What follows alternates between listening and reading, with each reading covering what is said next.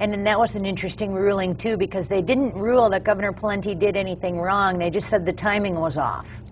Well, except, Sue, it's a little bit worse than that, because the timing thing isn't found in the explicit language of the statute. Right. What they did is they created a new requirement that isn't found in the language of the statute, then said that the governor didn't meet the requirement, and then ruled against the governor.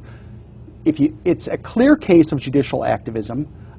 There's no other way to look at it, and it's this kind of activity that we need to stop. And then, ironically, the legislature came back in and did almost exactly what Governor Pawlenty had done in unallotment. Yes, so we wasted exactly. our time, our effort, and our money to do exactly the same thing again. But we've got a court. The court has shown us it's where it's at now. The court has said, if you give us a political issue, if you give us an issue that deals with how to spend money, we'll gladly jump into the fray. Well, that's not what our judges are supposed to do. They need to butt out. We need to get back to constitutional government, and that is something a lot of our judges do not understand. No, I agree 100%. I'm sure the viewers do too. So why should the viewers vote for you? Well, to start with, Sue, you understand the Constitution. Yeah, I like to believe I understand the Constitution, but it's more than that. I think what I'm telling people is I believe in their right to vote. I believe in their right to hold judges accountable. My opponent doesn't. And if I am elected and someday you're unhappy with what I'm doing, you'll be able to vote me out of office. And I think that's a great thing. If my opponent gets her way, all the judges are going to be appointed, and we're going to end up suffering no matter how bad these judges are. Mm-hmm. So that's why.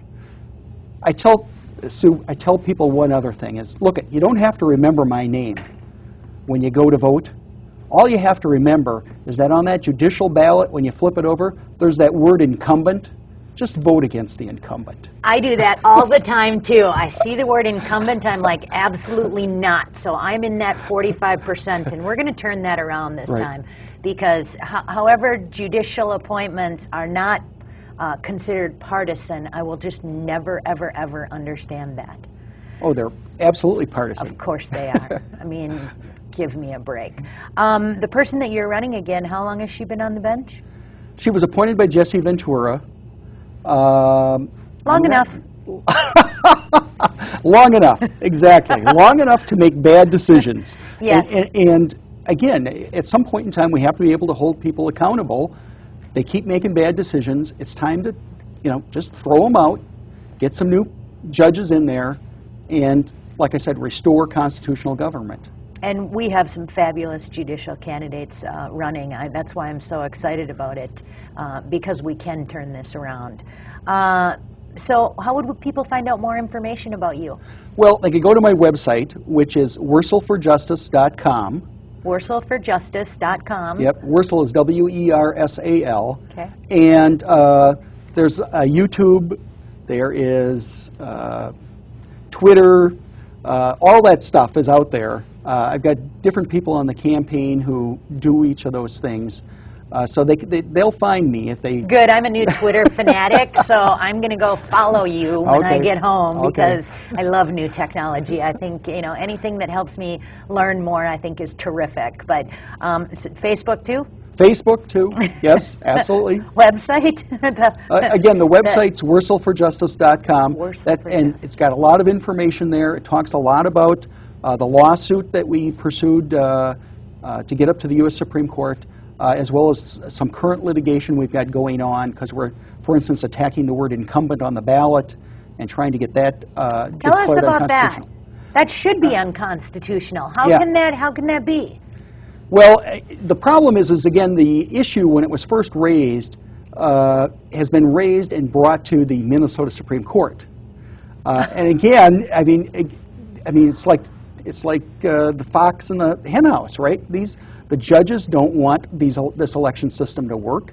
They don't think there's anything wrong with the word incumbent. Well, you know, and I know that gives the incumbent a huge advantage. So we've now raised a separate lawsuit in federal court. It's before the 8th Circuit Court of Appeals. I kind of doubt that we're going to get a decision before the end of this election cycle. But again, this is a process where you keep fighting and fighting and fighting. And we've made like I said, we made some huge strides. The judges are to the point where they're afraid somebody could win. And that's why, despite the fact that we've had elections for, 150 years, suddenly that's no good anymore. Suddenly we need to go to an appointment system.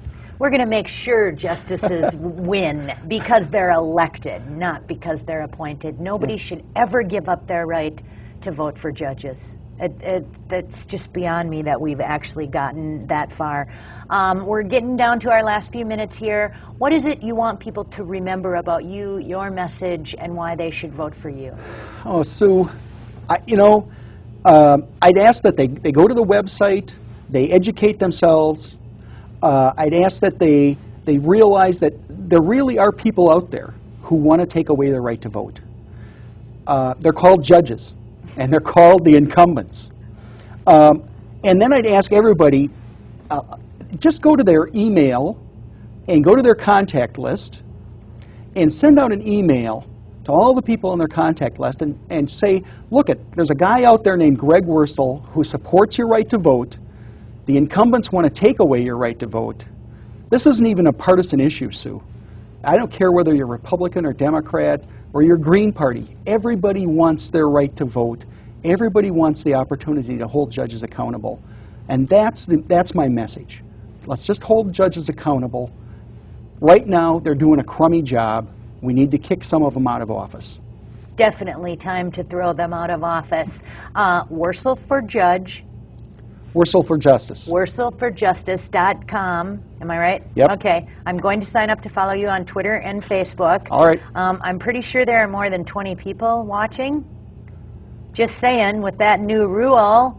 Oh, go to the website. Okay, and with the web, yes, exactly. So I understand. Yes. Look, yes, if they wish, they can. There's PayPal. They can contribute right there on the website, or it gives them an address where they could mail a check if they wish to do it that way. And the most important thing, I think, is to send it out to their email contacts, because it is so important that we spread the word about how important judicial elections are, and that we have a candidate who will actually step up and look out for us. Well, and not only that, Sue, is that it wouldn't take very much to change the outcome of these elections.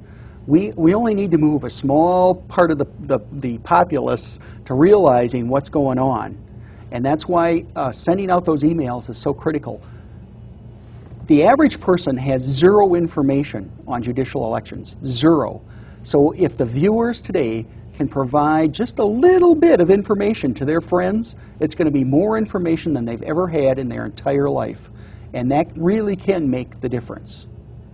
All right. Never, ever give up your right to vote. Sue, Best of luck, Craig Wersal. Sue, I really appreciate your having me on.